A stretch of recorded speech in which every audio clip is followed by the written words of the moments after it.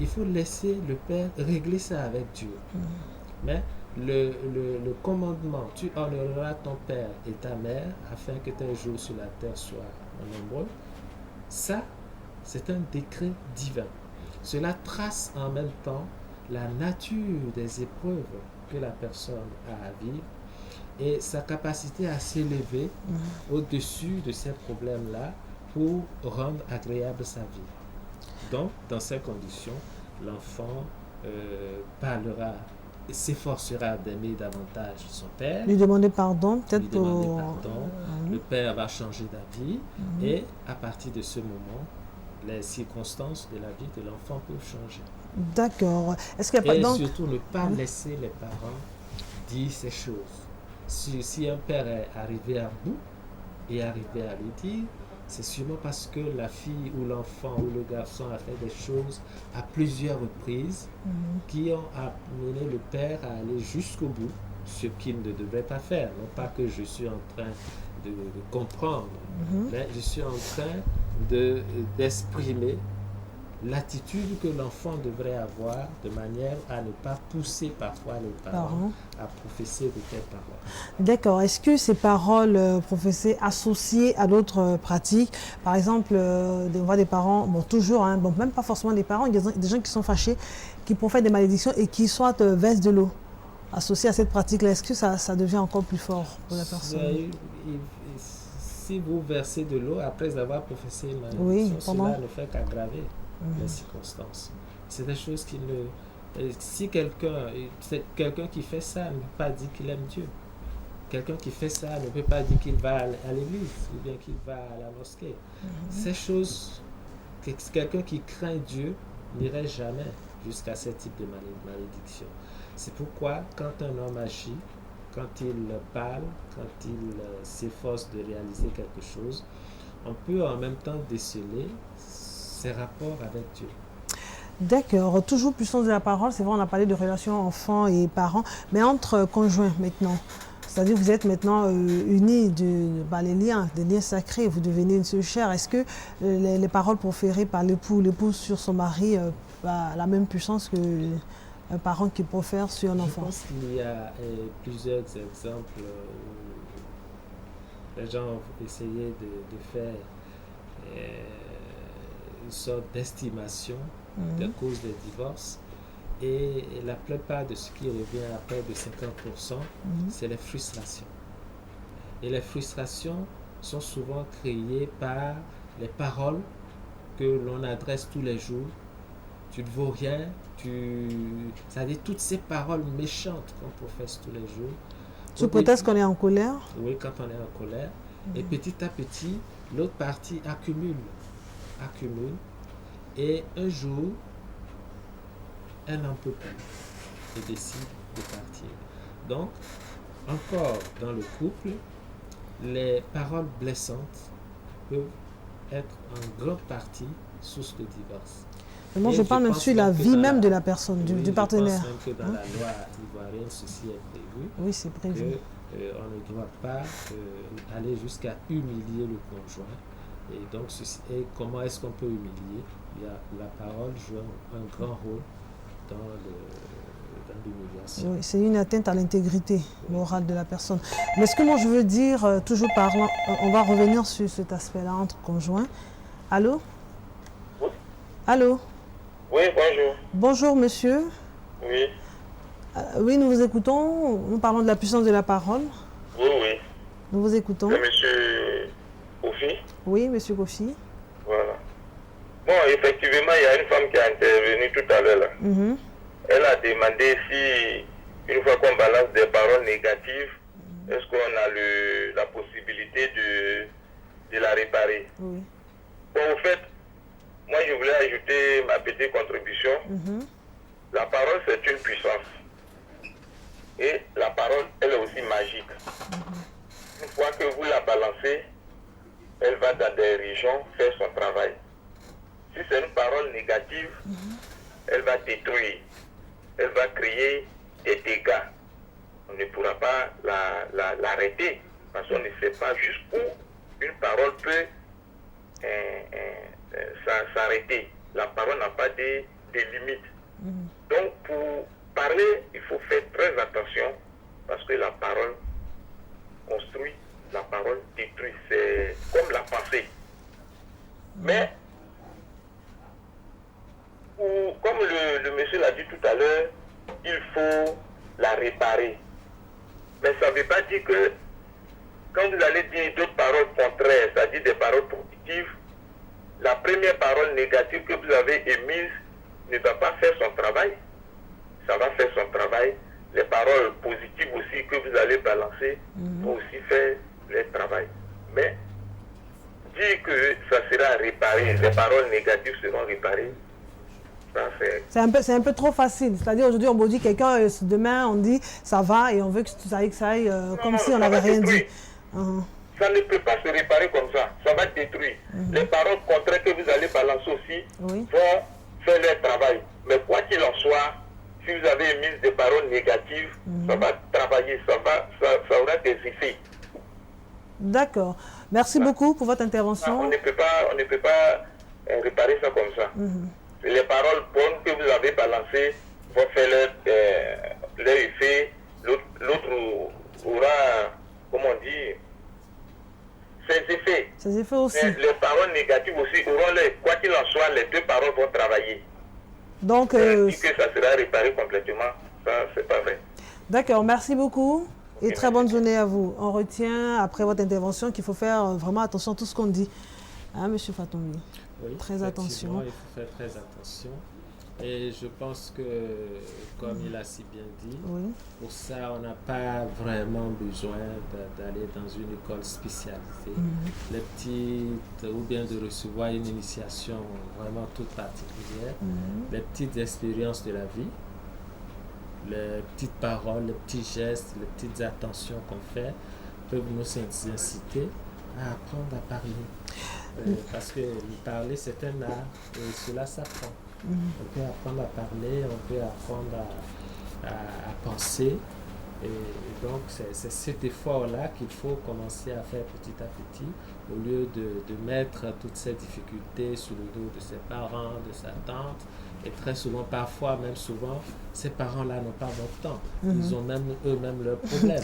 D'accord. Et on dira que c'est eux, alors que c'est l'individu, la personne elle-même, qui est en train de détruire sa vie à cause d'un pouvoir inconscient qu'il détient et pour lequel il doit vraiment faire attention. Merci. On va terminer le point avec les conjoints, comme je l'ai dit, qui peut-être un mari qui est tout le temps en train de dire à sa femme, tu es bête, tu es bête, tu es bête. Est-ce que ça va prendre forme? Même parce que c'est pas son père, c'est vrai, mais il y a un lien qui est là. C'est ce que je viens de vous dire. Quand je vous dis une parole, quand je vous dis quelque chose, je plante quelque chose en vous. C'est une graine. La parole est une graine. Lorsqu'elle entre, c'est comme si elle entrait dans la terre de la personne. Vous allez méditer. Il y a une phase de dissécation où cette parole, vous allez l'assimiler. Mais la réaction que vous aurez par rapport à moi demain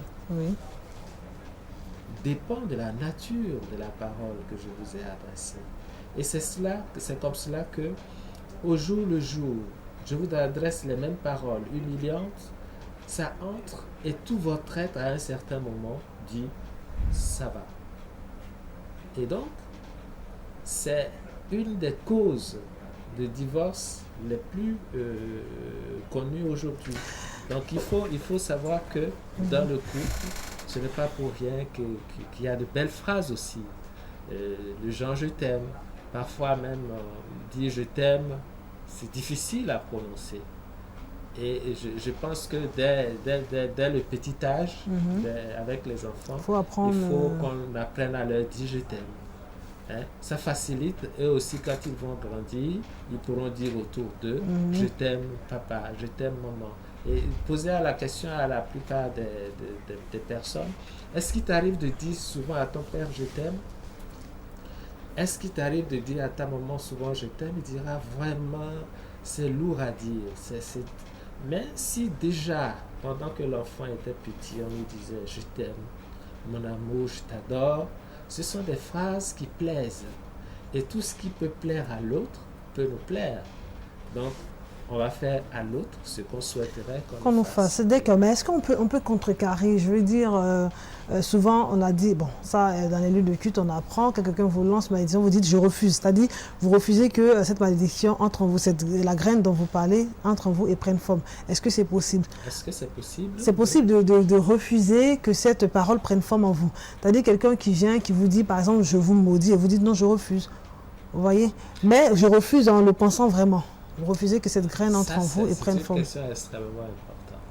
C'est une question extrêmement importante parce que votre capacité à refuser ou à accepter dépend vous aussi de votre niveau d'élévation. À partir du moment où une personne, dans son acte quotidien, refuse de se confondre à ce qui est mauvais, à ce qui n'est pas conforme à l'éthique, à la loi divine, vous le lui dites, ça ne lui dira rien. Parce que sa conscience n'a pas accepté. Parce qu'en fait, ce qui crée le désagrément dans notre vie, c'est comment nous acceptons et comment nous digérons la chose. Mais une fois que la parole n'est pas acceptée, elle peut effectivement ne pas faire son effet. Ne pas faire son effet, oui. Parce que ça, ce sont des cas qu'on rencontre souvent. Il y a personne qui veut dire, toi tu vas rester toujours pauvre. Et toi tu dis non, je refuse.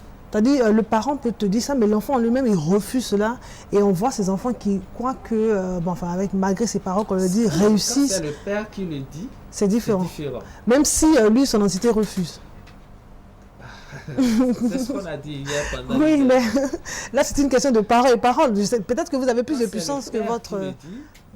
Vous avez plus de puissance plus que votre père, mais vous avez son ADN en vous. Vous avez quelque chose de lui en vous. Donc, on ne va pas cultiver ce désir de puissance de l'enfant de manière à contrecarrer. Il faut qu'il comprenne la loi, les principes pour dire que Dieu a dit. Quand tu as un père, une mère, respecte-le. Quelle que soit sa condition, quel que soit ce qu'il te dit, quel que soit ce qu'il te fait, mais laisse-moi juger le reste. D'accord.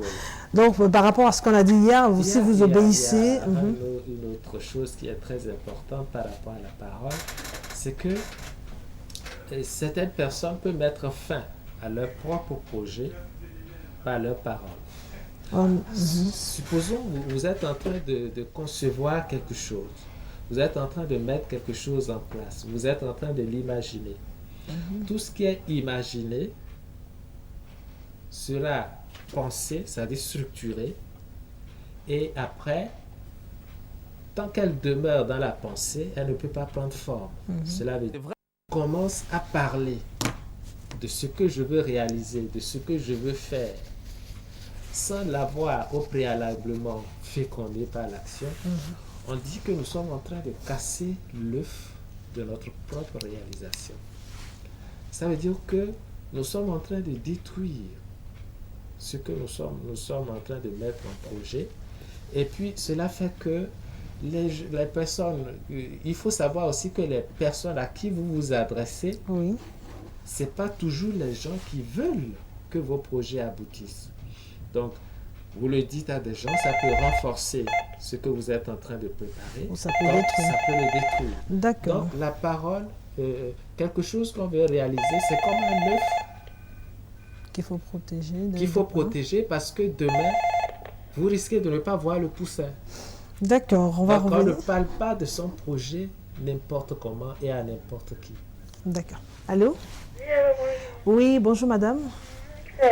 Mademoiselle Tralou. Mademoiselle Tralou? Oui, oui. D'accord, nous vous écoutons. Bon, j'ai un problème. Moi, souvent quand je cause avec quelqu'un, et puis, ou bien quand je lui dis quelque chose, je suis avec quelqu'un comme ça, et puis je lui dis, toi là où tu t'en vas, là tu vas voir.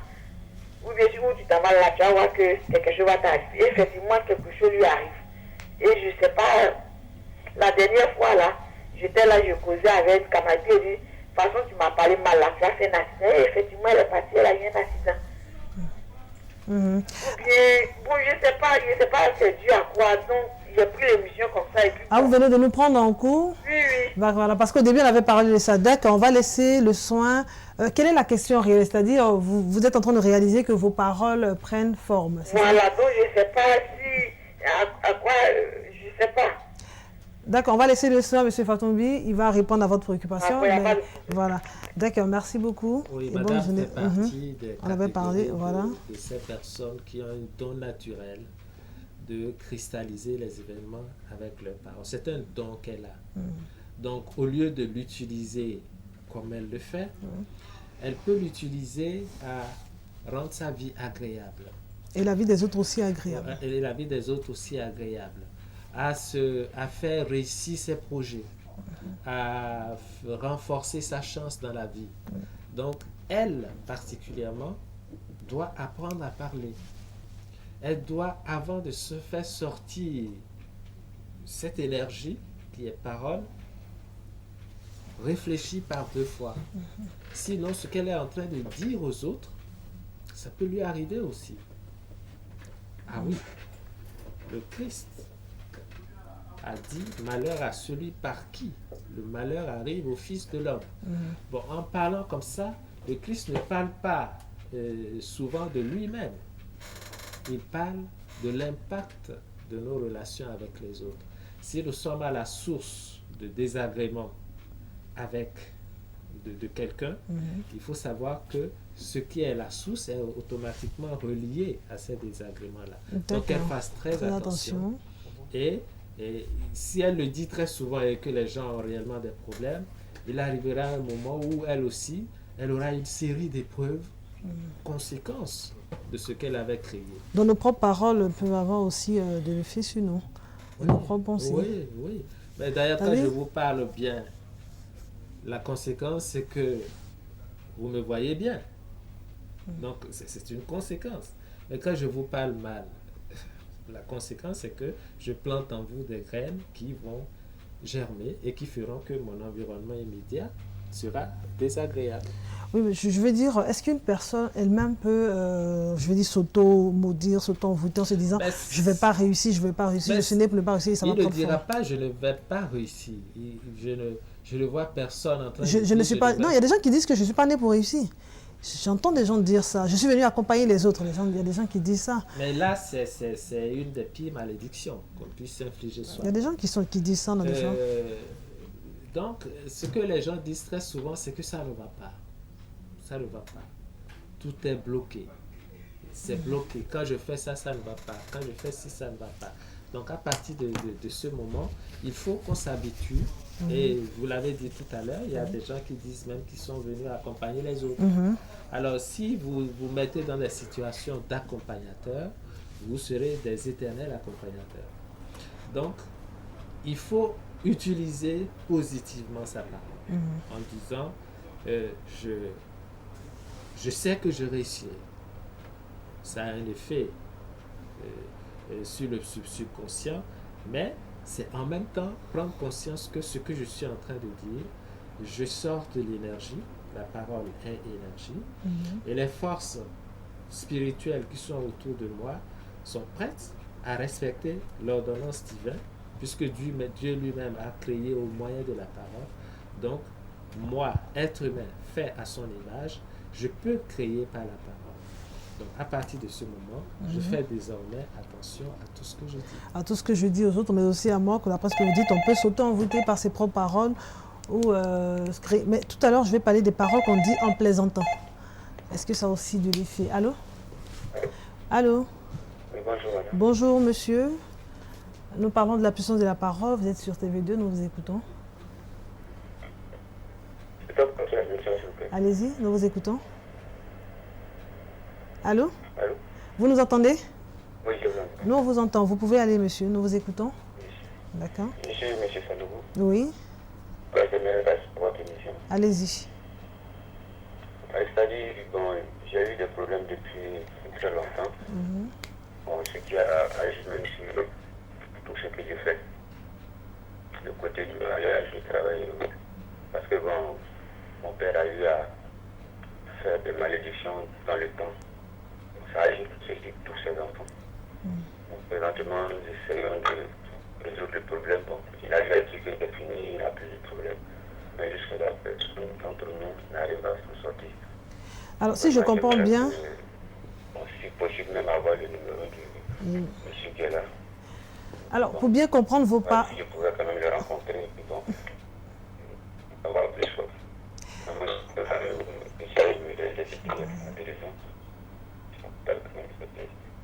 Allô? Allô? Allô? Bon. Je pense oui. On l'a compris. On a compris ce qu'il veut. C'est le père qui a lancé des malédictions sur tous les enfants et ça prend forme jusqu'à aujourd'hui. D'accord. Oui, il est important que les parents aussi sachent que les enfants, c'est le fruit qu'ils laissent à la société. Si le fruit est amer, c'est que l'arbre n'était pas un bon arbre. Hein? Donc, quand le fruit, l'arbre qui devait donner des mangues juteux, donne des mangues amères, ça veut dire qu'il y a quelque chose qui ne va pas. Effectivement, ce père, par des paroles inconscientes, sûrement que ce père fait partie de la catégorie de gens qui ont ce pouvoir assez développé, et il détruit lui-même ses propres œuvres. C'est-à-dire qu'il rend amer les fruits qu'il offre à la nature. Alors donc, ce père, je pense qu'il s'il est encore là, il peut faire beaucoup de choses. Hein? Ça veut dire que par des prières, implorer le divin, puisqu'il a un potentiel de la parole très forte, il peut toujours l'utiliser tous les matins avant de saluer qui que ce soit. Bénir tous ses enfants. Appeler même le nom de chaque enfant. Bénédiction enfant après enfant. Et bénir. Si c'est un musulman, quand il a fini de faire ses rakats, il s'assoit pendant au moins 15-20 minutes à bénir ses enfants et à les appeler, à créer une condition familiale, conviviale, où il va essayer de renforcer les relations entre les enfants. Et je pense que, parce que ce qu'il a dit, ils sont allés même demander pardon au père, hein, mais ça n'a pas. Est-ce qu'il a accepté Ce n'est pas qu'il ait accepté qui est important, c'est l'énergie qu'il a dégagée qui est importante. Donc, ce que ce père a dit ira, s'il ne le répare pas, comme ce que je viens de dire, jusqu'à la 4e génération. Ça veut dire quoi? Évidemment, lui vient de nous parler. S'il n'a pas réussi socialement, ça va toucher ses enfants. Ça va toucher ses enfants. Et les enfants que ces enfants auront vont vivre dans les mêmes conditions. Et ça fera l'effet de 4 générations. C'est pour vous dire que le peuple pêche par ignorance. Et comme l'a dit quelqu'un, il ne faut pas simplement aller à l'école de savoir-faire, il faut aussi aller à l'école de savoir-être. Hein? C'est-à-dire, il faut apprendre certaines choses élémentaires. Le Coran, la Bible, tous ces livres-là disent beaucoup de choses, mais très souvent, on n'agit pas dans le sens de ce qui est dit parce qu'on ne comprend pas ce qui est caché derrière. Et si je viens ici, c'est essayer un tant soit peu de révéler peut-être 1/100 de ce qui est caché derrière, pour que les gens prennent conscience que la vie, vivre, c'est un art. Et il faut savoir vivre. C'est un art. Et donc, la malédiction d'un père, d'une mère, n'est pas seulement pour les enfants, c'est jusqu'à la 4e génération.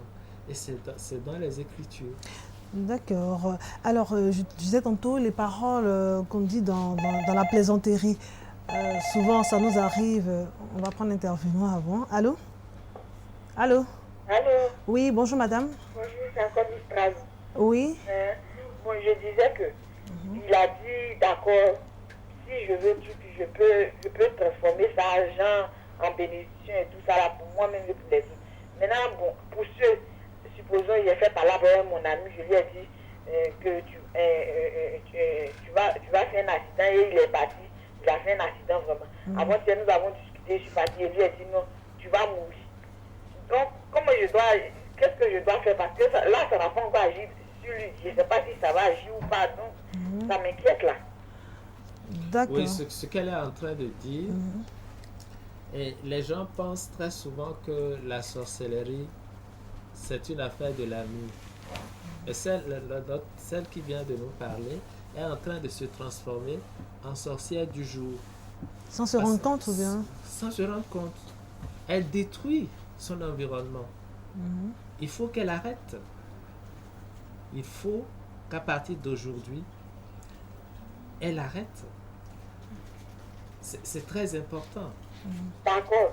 Mais sur le fait de la colère, c'est que j'ai déjà dit, sans m'en rendre compte, je suis fâchée, j'ai dit. Qu'est-ce que je dois faire pour remédier à cela? Parce que c'est ça qui est important. Moi, je ne peux rien faire. Ce que vous pouvez faire, c'est demander à Dieu d'effacer ça. Demander à Dieu d'effacer. Est-ce qu'il faut appeler la personne pour lui parler parce qu'elle a laissé vis-à-vis d'une personne? Implorer son pardon. Et puis, commencez par offrir des fleurs à votre ami. Commencez par poser des actes qui traduisent l'autre pensée merveilleuse que vous avez pour lui. Hein? Commencez par l'aimer profondément. Parce que ça, c'est très dangereux. C'est très dangereux. Aimer, oui. Je l'aime bien sans problème. Mais vous l'aimez bien, vous ne l'aimez pas. C'est-à-dire que vous ne pouvez pas aimer quelqu'un en disant qu'il va mourir. Où est l'amour? Et ça, c'est sur le fait de la colère. Toi, tu sors, tu viens et tu trouves par exemple ton mari sur le lit avec la servante. Sur le fait de la colère, tu peux lui dire, mais toi, tu vas mourir avec tout ce que tu fais là. Oui, mais c'est-à-dire, ce que vous pouvez faire aussi, c'est quand vous êtes conscient de ce potentiel que vous avez, c'est de ne rien dire et peut-être ramasser vos bagages, dire voilà ce que je fais, ou bien vous vous taisez, mais ne faites quel que soit. La maîtrise de soi, il faut pouvoir être capable de se maîtriser. Ne dites plus des paroles comme ça. Voilà. D'accord. En tout cas, merci et très bonne journée à vous. Essayez de vous entraîner, hein, qu'elle essaie de s'entraîner à commencer à dire de bonnes choses. Et puis quand les circonstances comme ça se créent, évidemment, on parlera peut-être de beaucoup d'autres choses, comment ces forces qui sont autour de nous utilisent. D'accord. Nous utilisent pour arriver. Parce que je vois là que les forces d'autres plans négatifs l'exploitent. Voyant son potentiel, elle en est inconsciente et on la pousse à bout pour créer le désordre. D'accord. Moi, je suis... Il y a un sage qui disait comme ça que si tu n'as rien de bon à dire, tais-toi. Moi, je suis arrivée à un système, je ne sais pas si c'est beau, si c'est mauvais, mais quand je suis très, très, très fâchée, je me dis, je préfère ne rien dire. C'est-à-dire pour éviter de sortir une parole, comme on le dit, parce que peut-être vous avez une force et vous ne maîtrisez pas cette force. Donc on se dit, quand je suis très en colère, je ne parle plus. Oui. Je me dis, je préfère ne rien dire. C'est la sagesse. Vous allez parler après, mais vous allez dire des choses que vous ne direz jamais quand vous étiez en colère. Je pense qu'on peut le conseiller aussi à tout le monde quand on est fâché. Surtout quand on est fâché, il ne faut jamais prendre de décision. On le regrette toujours. D'accord. Tout à l'heure, je parlais des paroles qu'on dit en plaisantant. Est-ce qu'on peut partir avec la deuxième édition du Flash? D'accord, j'ai bien vu. On part avec la deuxième et on parlera des paroles qu'on dit en plaisantant. Est-ce que ça a de l'effet? À tout de suite. Qu'on dit en plaisantant et puis aussi les effets de la parole positive. En même temps, je profite pour souhaiter joyeux anniversaire à une amie, Geneviève Yabro, qui a son anniversaire aujourd'hui. Je peux